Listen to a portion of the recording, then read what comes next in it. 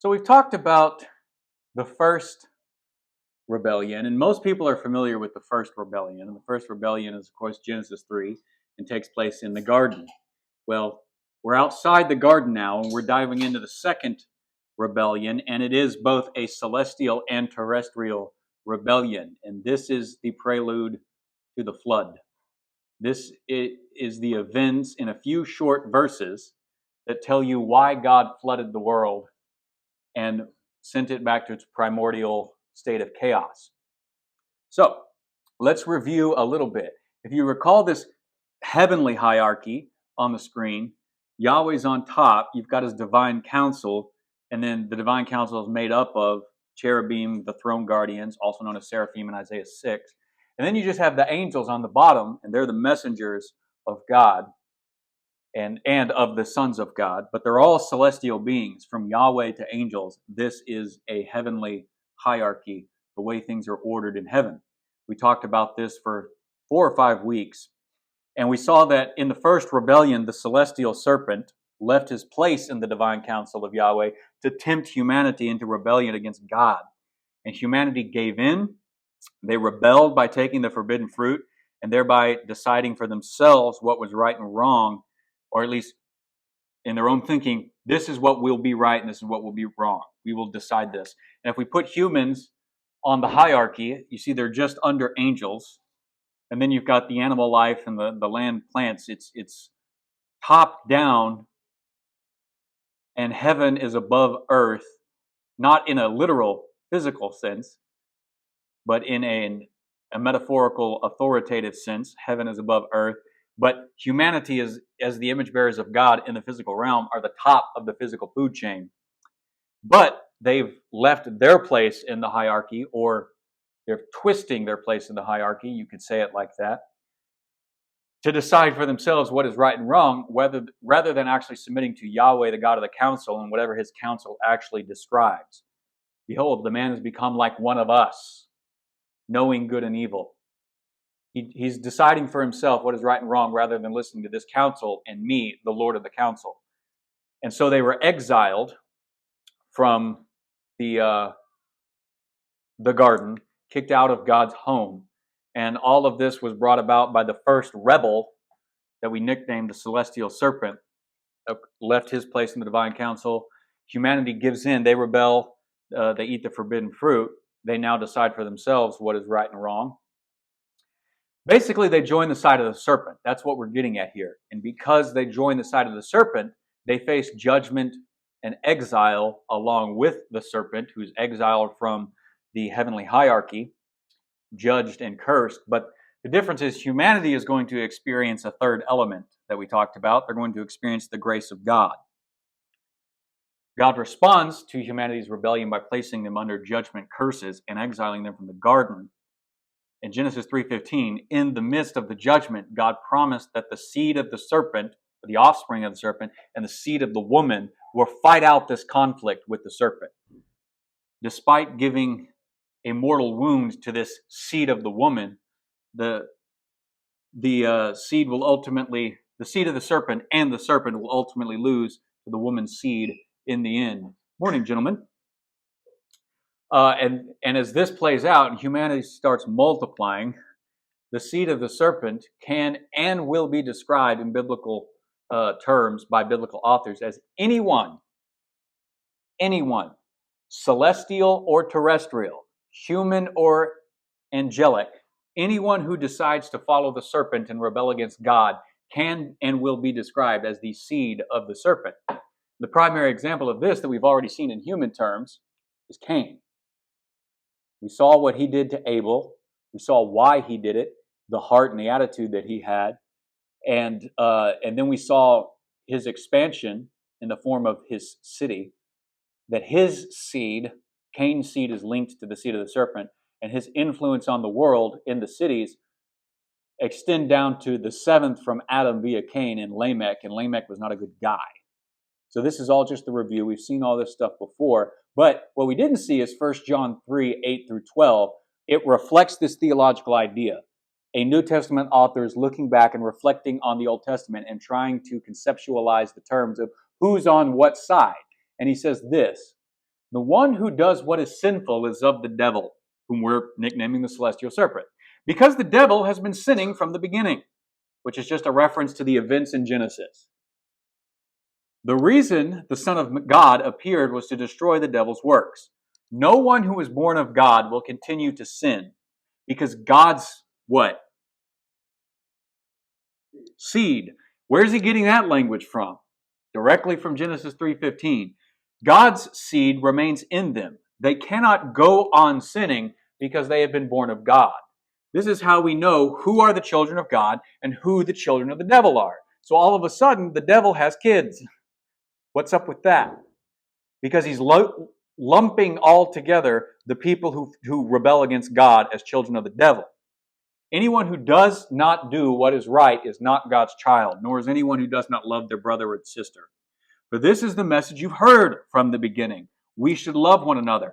Do not be like Cain, who belonged to the evil one, who is a seed of the devil, so to speak, and murdered his brother. And why did he murder him? Because his own actions were evil and his brothers were righteous.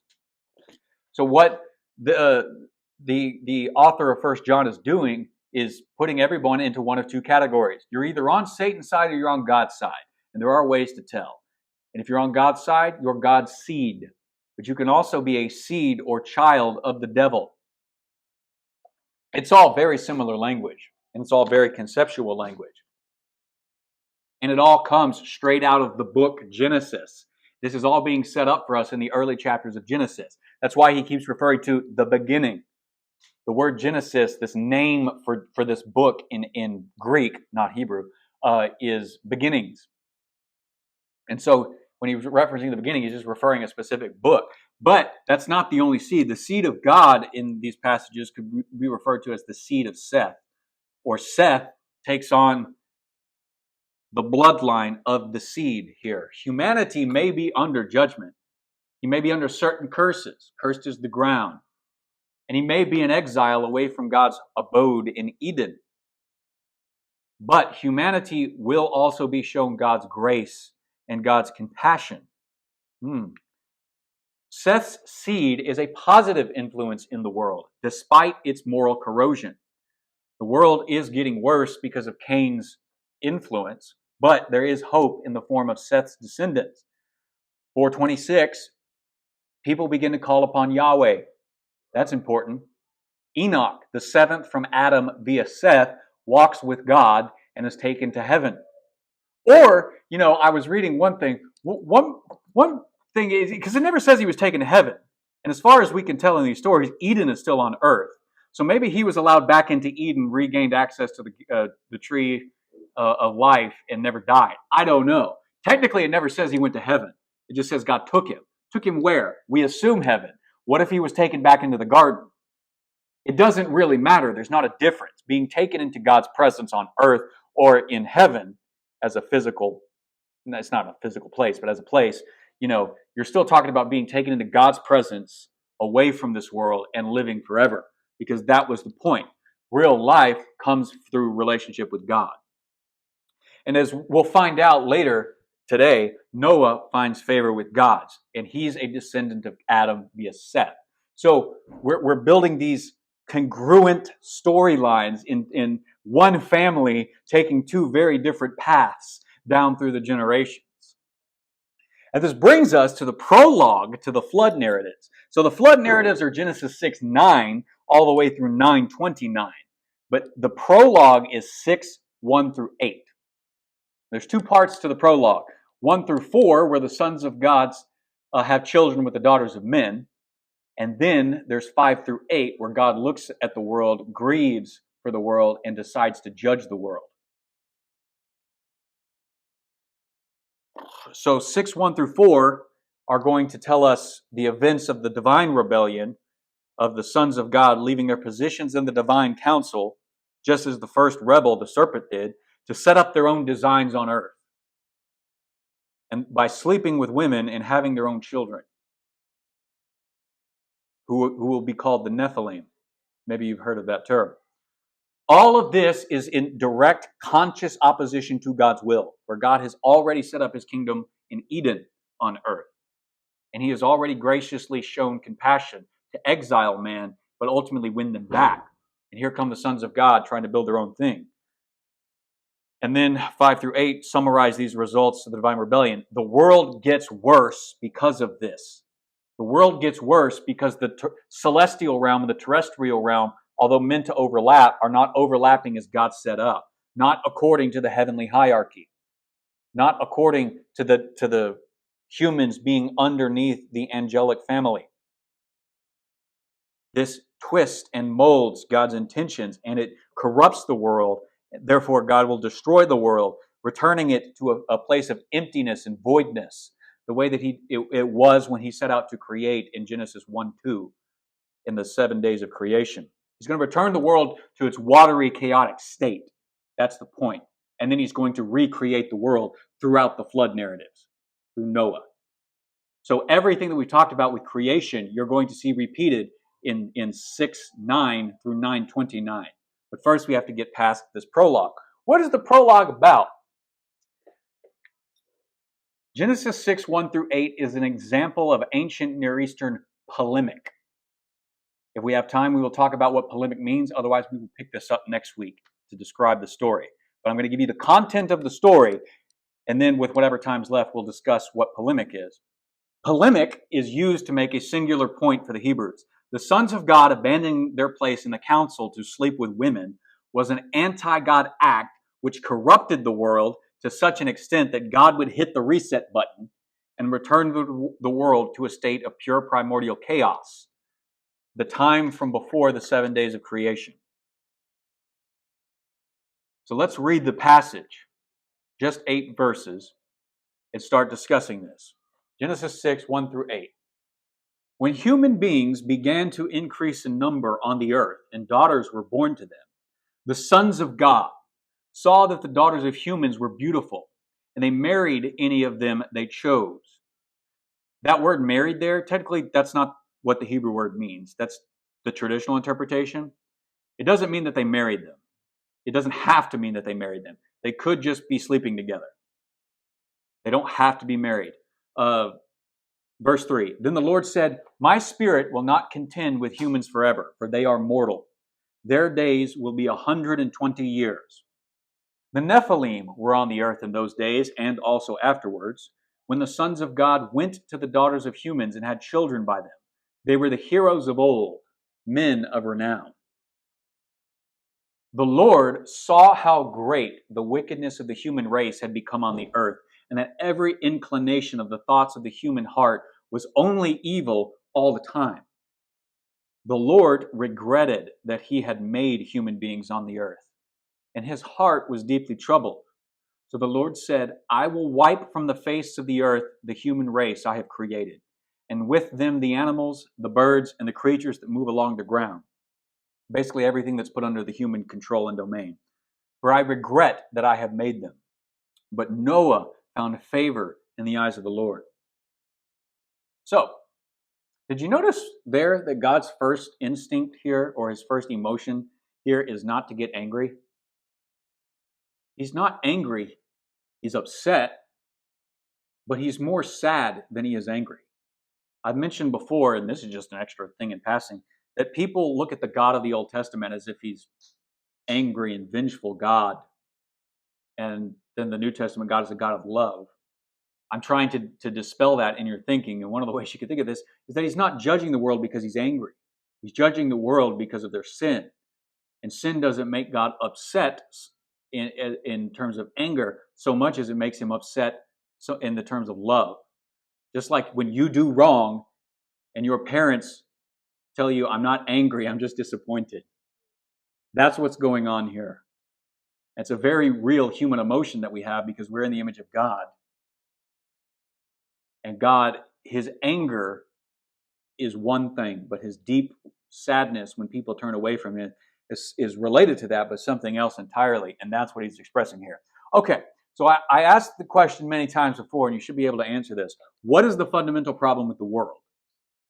Sure, sin. But how did we describe it? Sin's in the world now. But it's not just men that are sinning. The fundamental problem with the world that I've said over and over again is that God is not allowed to rule unchallenged.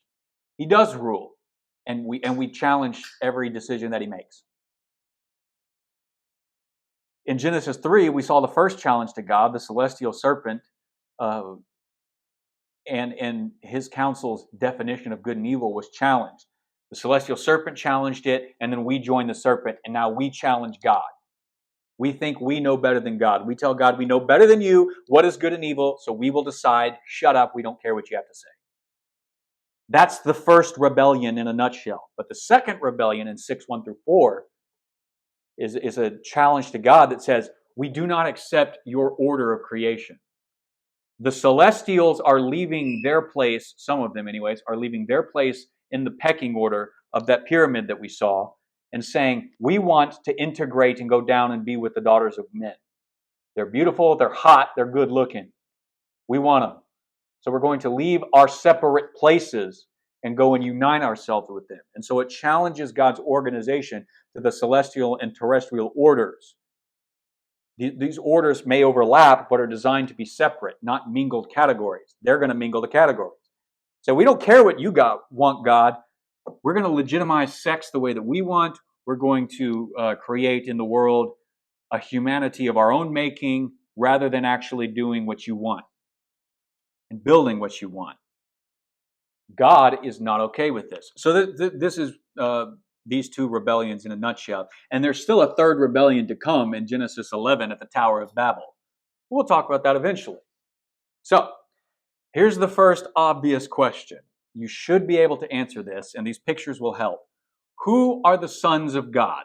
This is a very debated question, but it's actually very, very easy to answer with even like the most rudimentary of skills in Hebrew. In the Hebrew Old Testament, the phrase sons of God, or as this slide up here shows you, B'nai Elohim, it only ever refers to celestial beings who sit in the highest ranking members of God's council. That's it, which is this little doodle down here that we've seen before. God works and operates through councils. He does not choose to do everything by himself, even though he could. He gives power away. And the celestials in the celestial realm are his image bearers in that realm. And some of them sit on thrones in the Old Testament and help make decisions alongside God, and God allows this. These are known as the B'nai Elohim, the sons of God. So nowhere that this phrase actually appears in the Old Testament is it ever referring to humans. And people don't understand this when they read the Bible in English and ask themselves, well, who are the sons of God? Well, it must be men. So it should be really, really obvious to us who have covered this subject before. And why we covered it before was so we could speed through it now. The sons of God are celestial beings leaving their place in heaven to shack up with humans. But there are common arguments for the sons of God as human men. So I will give you, two of these main arguments here.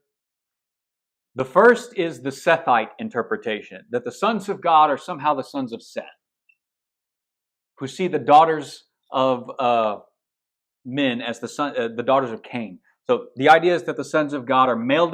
I said that backwards. The sons of God are the male descendants of Cain, and that the daughters of men are the female descendants of Seth, and that the corruption of the world came about because their bloodline mixed and evil overcame good. No, I may have got that mixed up. The sons of God are the sons of God are said to be the sons of Seth. Yeah, I rewrote that incorrectly on the screen. The sons of God are humans who are the sons of Cain. No, see, why can I not get this straight? The sons of Seth, and that the daughters of men are the sons of Cain, and that the corruption is that Seth and Cain's lines blended and are no longer separate. That would be the idea here.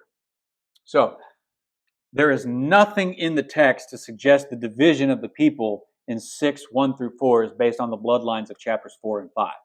You have to read something that's not in this text into this text to come to that conclusion. That is a bad way to read the Bible. Yeah, I think it's just a crap interpretation. And Nobody argued for this until well after the time the Bible was written. 300 or 400 AD, you see this start to show up. Then Augustine comes along and he really popularizes it. But Augustine has a problem with certain supernatural interpretations because of his Manichaean past. You just do a basic reading of Augustine's life and you'll see, oh, he didn't like supernatural stuff because of his prior influence from a group called the Manichaeans. And so the early church fathers set up their own interpretive ideas to exclude the ideas that celestials took flesh and had children with women called Nephilim. Later in the Bible, they're called Anakim, Rephaim, or just Amorites in general for all the clans. But these terms, in the ancient world before this time, there was only one interpretation. It was a supernatural interpretation. The celestials left their place in God's pecking order and established their own pecking order and created a race called the Nephilim. There was no such interpretation for this for hundreds of years after the time of the New Testament writings and in the Second Temple Jewish writings. They knew who the sons of God were because they understood Hebrew better than we ever will. There's only one definition for who the B'nai Elohim are in Hebrew: celestial beings. Isn't it interesting how that happens? And the reason that people will interpret it this way is because they don't like the supernatural interpretations, like Augustine. That's what we're getting at. The other option that you'll hear if you don't take the Sethite interpretation, because people know you can't really do good Bible reading by reading 4 and 5 into chapter 6, the topic's changed. The definitions have changed. And so what they do is they say, well, ancient kings were thought to be the sons of God or gods themselves in flesh, but they were still human in our minds. And so when it says the sons of God, it's talking about human kings, not celestial beings, but they were thought to have divine status. And so this divine language gets used for them. And there's several different ways that these points get made. They often overlap. One way is they take the phrase sons of the Most High in Psalm 82:6 as humans, not celestials, and then they read that back into Genesis 6:1-4. The problem with that is the sons of the Most High are the B'nai Elohim in verse 1 of Psalm 82. It's talking about, and 2, the same group of people in Psalm 82 because these beings are under judgment in that psalm. And so it doesn't work there either. If you take the sons of the Most High as being the same group in Genesis 6:1-4, and you should read the psalm closely, and you realize, oh, they're celestial beings, therefore we should interpret Genesis 6:1-4 as being celestial beings. Sometimes God does refer to humans as his sons or his son. The main one is Psalm 2:7, where he's talking about the Davidic king. And yes, in the ancient world, the king was thought to be the son of the highest God, if not a living God on earth. This is thought to be a Hebrew parallel with ancient belief that kings were divine offspring. There is something to that idea, for sure. But in ancient text, sonship language is only used about kings, not about all men. So you can't take this phrase, the kings, and apply it to all men in Genesis 6. The plural language of sons is there in Genesis 6. And there are no ancient parallels where the idea of a group of kings, let alone all males, are referred to as the sons of God. It's always in the singular. One king at a time is referred to as the Son of God. When that king took his throne, he could be called the Son of God. So it doesn't quite work. There's something that connects to it there in ancient minds, but it's not an exact idea. So it falls apart upon closer scrutiny. So under this idea, the sons of God were corrupt because they abused women through polygamy. This is often the idea. One of the problems with the ancient kings was that they had a bunch of wives. If you were rich enough through kingship to be able to provide for a lot of women and a lot of children, you were allowed to do so in the ancient world. That was what polygamy was. It wasn't strictly reserved for kings, but kings were the primary example because they were the richest people. They took the most women. But you have to note that nothing in Genesis 6:1-4 says that these marriages were polygamous. And again, the Hebrew word for always gets translated into English as married. The sons of God marry the daughters of women. You don't have to take that word as strictly being married. It's just a popular way to translate it that gets extended generation to generation. But technically, you don't have to take it as that exact.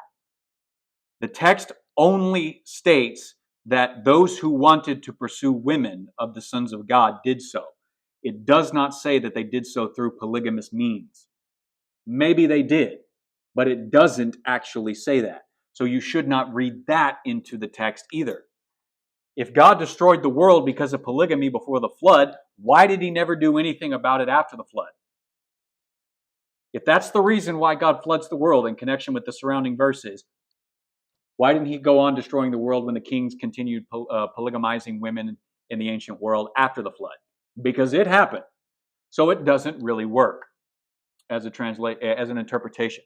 These things fall apart over and over again when you really dig in and scrutinize what the ideas are saying in comparison to the text and what the ancients actually will said about the text.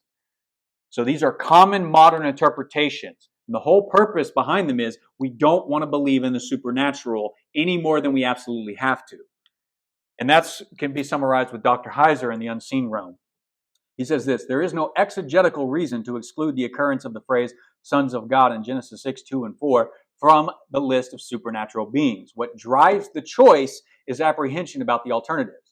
What he's saying there is, when people don't want to view supernatural things in our modern world, in our post-enlightenment scientific world, when people don't want to believe the supernatural or read the ancients' supernatural descriptions, they find ways to interpret it so that they don't have to because they're uncomfortable with the supernatural. And his point is that's not a good way to read the scriptures. Just because you're uncomfortable with what was obvious to the ancient world doesn't mean that the ancients were wrong.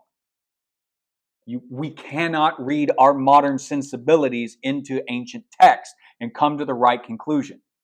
And if you're trying to argue that the sons of God are just human men of any category, you are failing to see how the ancients understood the phrase in their own language and as a divine rebellion that had consequences for the world. We'll dig into this in just a minute. But another common objection that you will hear is that angels can't have sex, and Jesus said so. And this is based on a misreading of Matthew 22:23-33. And so just reading this a little bit here. That same day, the Sadducees, who say there is no resurrection. The Sadducees are a group of people who are politically aligned with Rome, and because of that, they get to keep the temple and rule over the temple as basically a Jewish aristocracy. The richest, most powerful Jews in the land, and they got that way by allying themselves with Rome.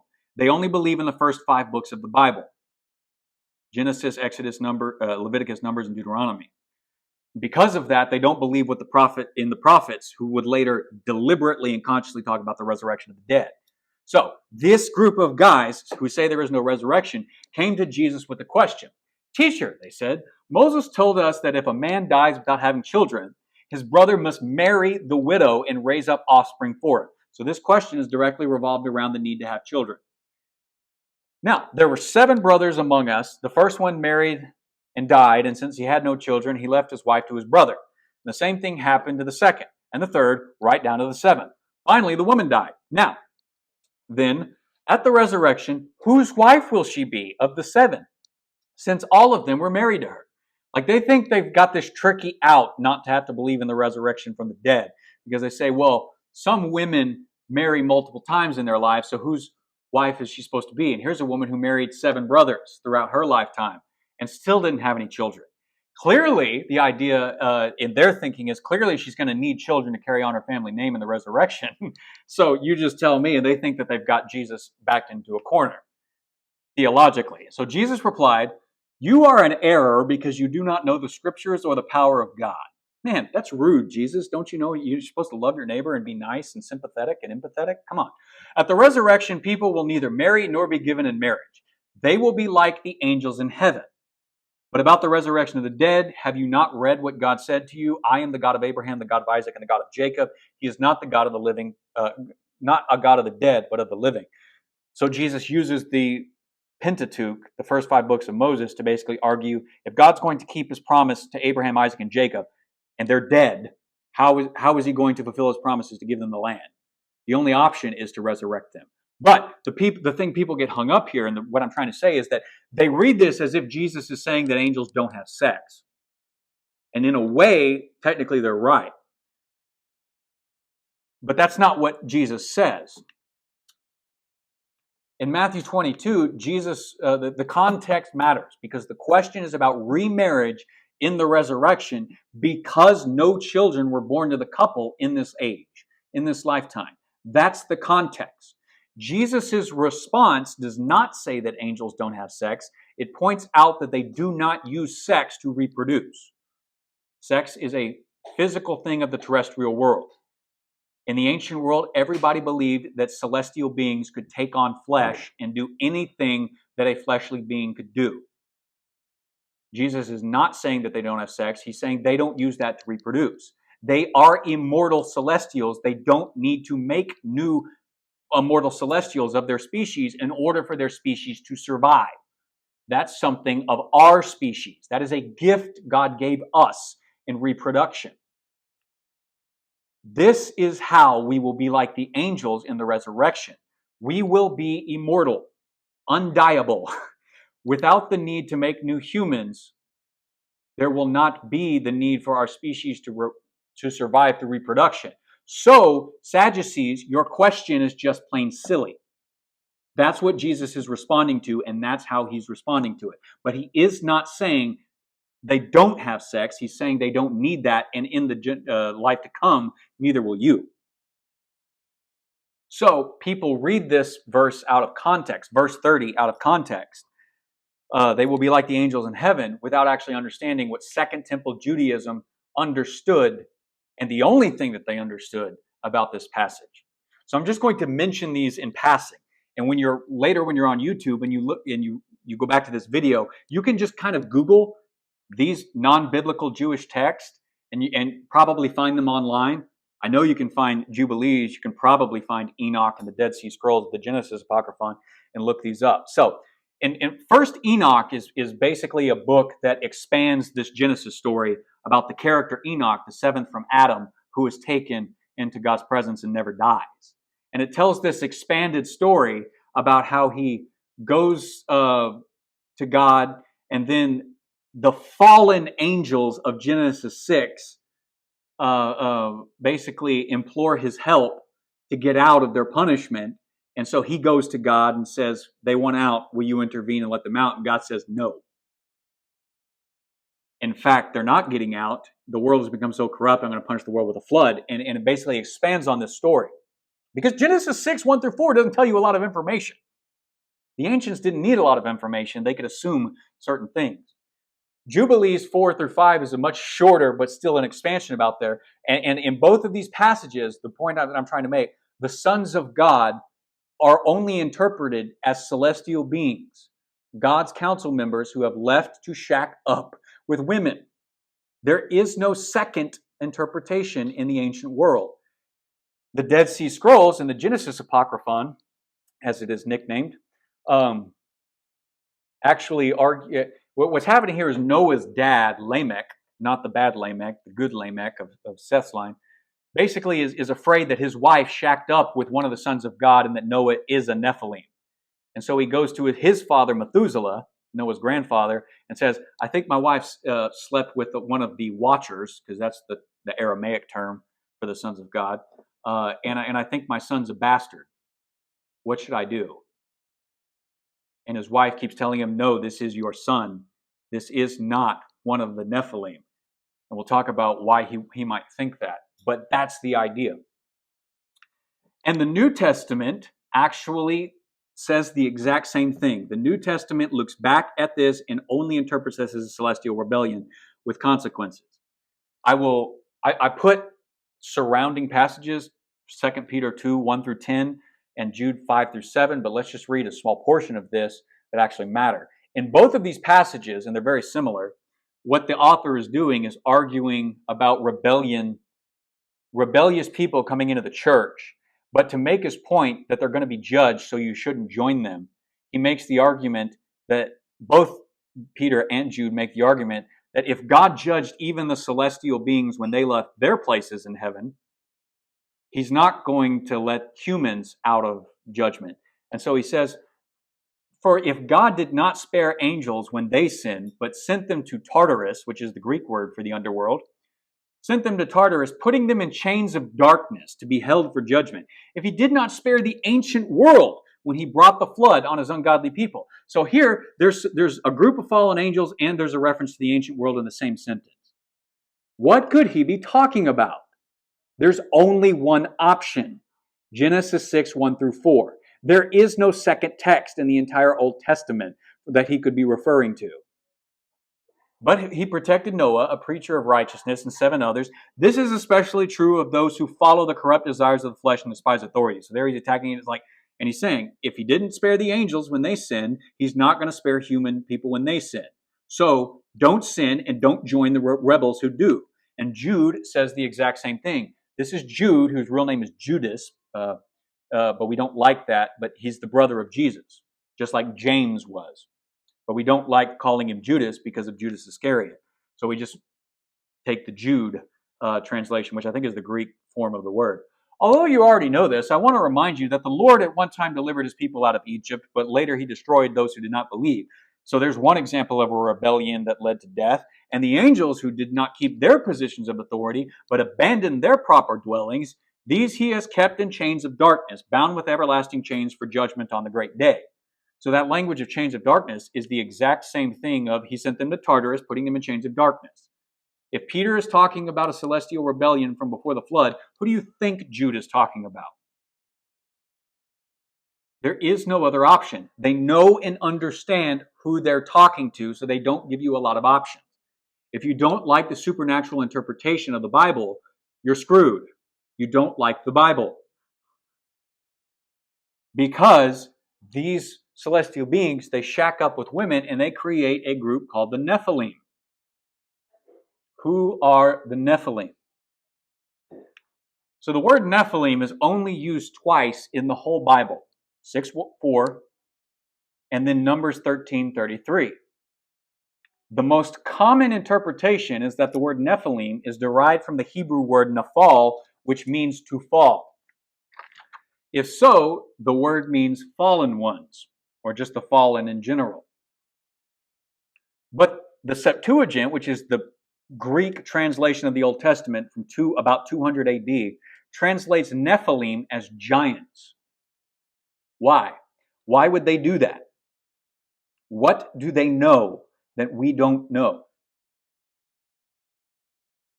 Why would they do that? Well, in Numbers 13:33, the word is actually spelled with an extra letter. So if in Genesis 4, it's spelled Nephilim, and that's the popular word that you'll hear. Numbers 13:33 spells it Nephilim.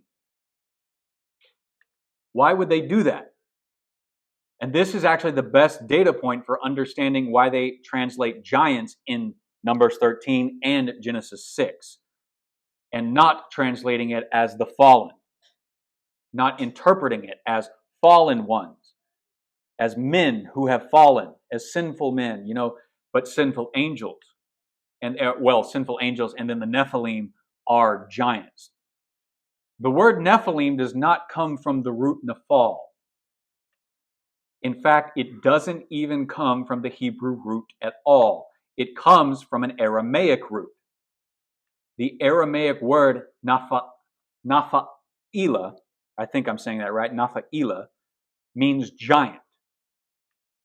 You transliterate that word into Hebrew and you pluralize it and you get the word Nephilim exactly as it's spelled in Numbers 13:33. Aramaic is a Semitic language like Hebrew is. They share commonalities all over the place. In fact, by the time of the New Testament, Hebrew was not your main spoken language. Aramaic was. But it was also a very close Semitic language with Hebrew for the entirety of biblical history. So they shared root words, the same way English shares root words. mostly it just steals root words, but words from German, words from French, words from Hebrew when they have to. And so the reason in 6:4 the word Nephilim gets translated as giants, and the way the ancients understood it was giants, was because they understood, this word in Numbers 13 is an Aramaic word for giant, and so let's translate the Hebrew word, the transliterated Hebrew word, into the same meaning. They understood this more readily and easily than we do. We have to do much more homework than they did to understand these things. I think the loss of the Y can probably be chalked up to a lot of different reasons. Sometimes you just spell words multiple ways. It's not a big deal. Sometimes after a while of languages are spoken before they're written. All of them, with the exception of probably Tolkien and the languages of Elvish and Dwarfish that he makes up. Languages are always spoken and later they're written. And I think Genesis 1 through 11 is a later addition to the book of Genesis from the exile or later. And I think that after you pronunciate words over time, you change the pronunciations after you speak them. Nephilim, Nephilim, Nephilim, Nephilim, Nephilim, and you speak it really fast, the pronunciation changed to Nephilim, Nephilim, Nephilim, Nephilim, and the ancients wouldn't have even noticed. So that by the time Genesis 1 through 11 is being written, they've just dropped the Y, or in Hebrew it's a yod, but they know what the word is and what it means and where it comes from. They just pronunciate it differently, so they spelled it slightly differently. But the word's meaning doesn't change. And that happens all the time in languages. It shouldn't surprise us that it happens in the Bible as well because it uses human language. Now, let's end with this. Let's talk about what a giant was to the ancient mindset. So if you look closely at this, you see this giant reaching down and like grabbing a little woman at the end. You see he's like, 16, 20 feet tall. So we do not need to think of giants as creatures from mythology who are like 20 plus feet tall, right? This is not Hagrid in Harry Potter, and this is not a mythological one-eyed being from the Odyssey that stands 20 feet tall. That's not what a giant was to the ancient world. In ancient agricultural societies, the average height of men was like 5'6" to 5'8". They didn't have the food production that we had today. You couldn't go to the grocery store and you couldn't buy all your food for a week, and you couldn't necessarily have a full meal each and every time. You subsisted on bread and water. Because of that, the average man grew to be about this big. I am above average even for our society and culture, but for them, you were tall at 5'8". So if anyone grew to be about 6'5" or 6'8", you would think of them as the word giant, the Greek word gigantos, which is the exact word that's used in the Septuagint for for Genesis 6 and Numbers 13 in the Hebrew. Gigantos, which we get our English word giant. But we shouldn't be thinking our mythological definitions. We should be thinking of men who are 1.5 feet taller than us, minimum. And let's say that they're soldiers from birth, they're clad in armors, and they can wield swords because they're bigger and broader. They can wield swords as long as a normal man. Now clad them in armor and make them soldiers that you have to go up and fight against. Now you're understanding what they're thinking when they use the word giants in Numbers 13 and in Genesis 6. They're too big. We can't go in and fight them. And only 2 people of the 10 spies say, yeah, we can go in and fight them. God's with us. We'll be fine. We just need to go in and we need to fight. And they say, no, we won't do that. So we shouldn't think of giants the way that we think of them. You should read their text and think of giants the way that they think of them, which is not people who are enormously big compared to us, but people who are abnormally big compared to us, which would be anywhere between about, 6.5 taller. You would call that type of person a giant. And when you're in the ancient world and you have somebody that big, you make them a soldier for life. And that's what a gigantus was. That's what a Nephilim was. And that these beings, men, these are men, were bred because of a celestial rebellion where the sons of God left their divine places to actually set up their own kingdoms. So we're out of time today, so we're going to leave it there. But next week, we're going to talk about why this is here. So if this is what the text is saying, next week we want to argue, why is it there? And the answer is, it's there because it's polemic. And you need to understand what a polemic is to be able to read your Bible. And so we will talk about that next week. We will bring this to a close, and then we will rush through the flood narratives because they're pretty straightforward.